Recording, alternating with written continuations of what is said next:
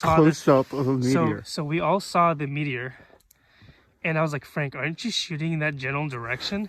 Dude, look, it's like spiraling. He's like, yeah. Whoa. He's You like, can literally see like the spirals of the smoke and gas. he's like, Tan, just point your laser where I think I saw it. And I was like, no, dude, I don't want to ruin your shot. He's like, just do it. I pointed the laser where I saw the meteor. He's like, yep, I think I got it. And now you're looking at it. Look at that flame. That's How do you feel, man? Oh my god, dude, that's a once in a lifetime shot. This is, guys, this is And what it's where about.